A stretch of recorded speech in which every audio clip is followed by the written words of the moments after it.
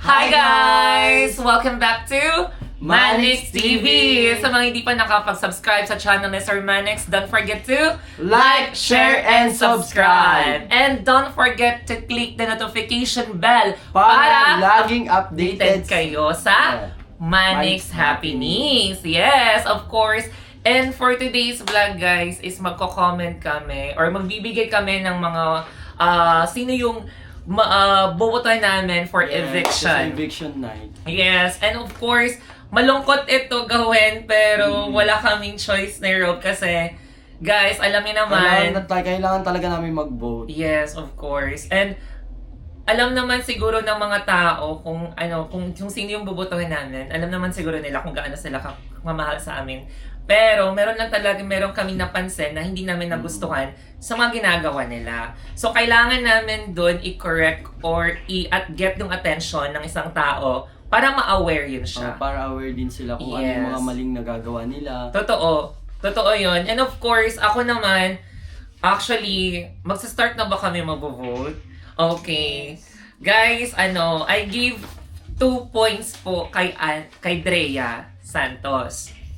Kasi, why? Bakit guys? Bakit ko nabigyan si Andrea ng 2 points? Kasi, nung time kasi na nag-post si Sir Manix sa GC na kailangan pagpunta niya dito from Manila, or from Vietnam to Manila, then Manila to bahay, dapat daw nakaayos yung lahat ng mga rooms namin. Dapat yung mga room namin, may mga gamit nakaligpit, is maayos, ganun. Kasi mag-check siya. Mag-check si Sir. Ganun talaga si Sir. He always dapat talaga na malinis yung area namin. So, dapat see to it talaga na maganda yung area, malinis, and of course, maliwalas sa mata niya. So, kami naman, naglinis kami lahat, kasama ko si Blight, lahat kami,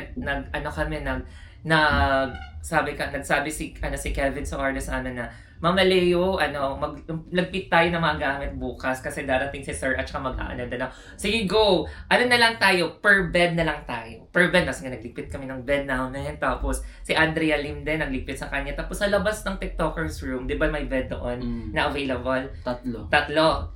Niligpit namin doon ni Blight kami noon. Kami ni Blight, ako, tsaka sino pa ba? Si Sean, nagligpit din siya. Tapos, lahat kami nandun.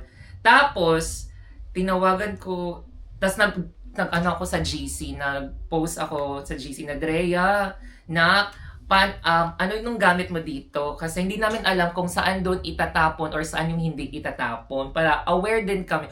Kasi hindi namin yung gamit ni kay Drea yun eh. So, at least acknowledge niya or aware siya kung saan yung itatapon niya or hindi. Para aware din siya. Ganun, alam niya yung gamit niya eh. So, wala naman kaming right na itapon yung gamit niya, baka magalit siya sa amin. Alam mo yun?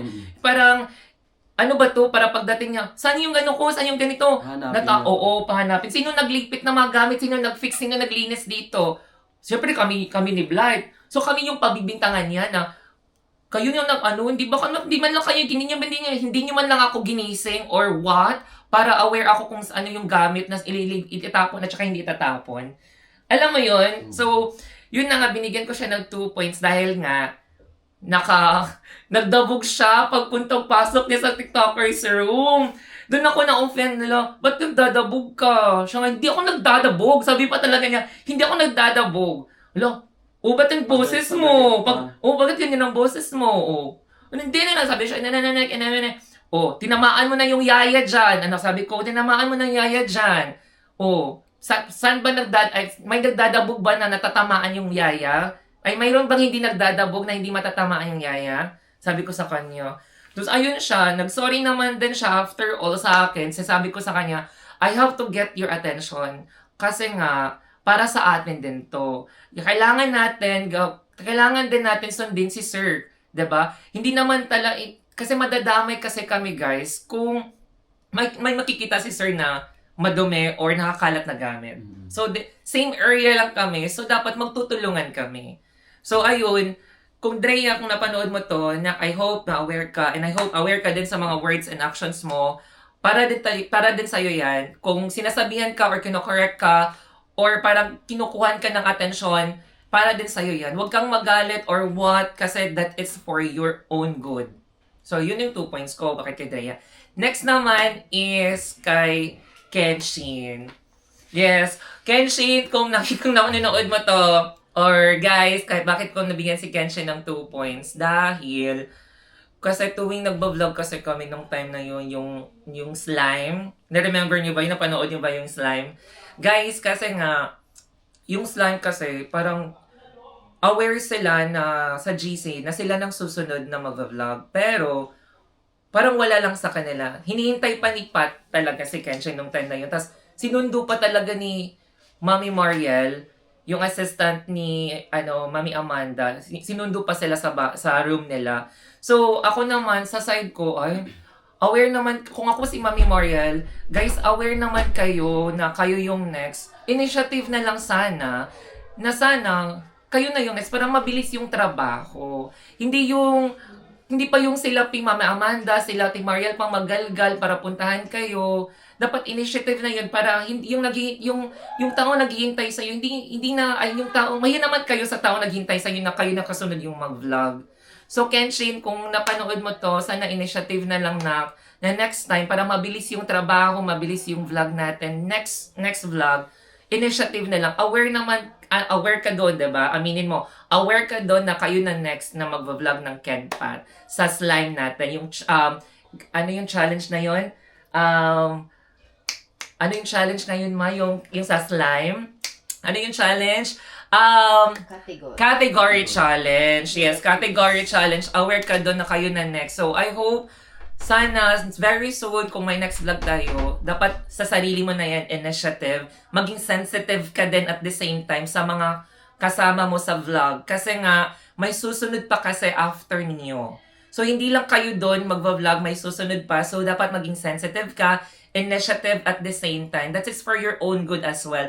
And at the same time, para din sa amin, para mabilis yung trabaho natin at para hopiyay sa Bisaya pa. Tawag sa Bisaya pa, marang hopiyay mag-aliwalas or smooth. Sa English pa, smooth yung trabaho natin. Tapos yung 1 point ko naman isi-save ko is si Nika Navarro. Yes. Kasi so far, guys, si Nika is wala akong nakikitang mali sa kanya. If meron man nag-vote sa kanya dito, hindi niya deserve. Hindi niya deserve na meron nag-vote kay Nika. Kasi nga, si Nika, guys, is tahimik lang po. Wala naman siyang masyadong, wala ka talaga masasabi. Wala kang masasabi kay Nika. Sobrang bait na bata.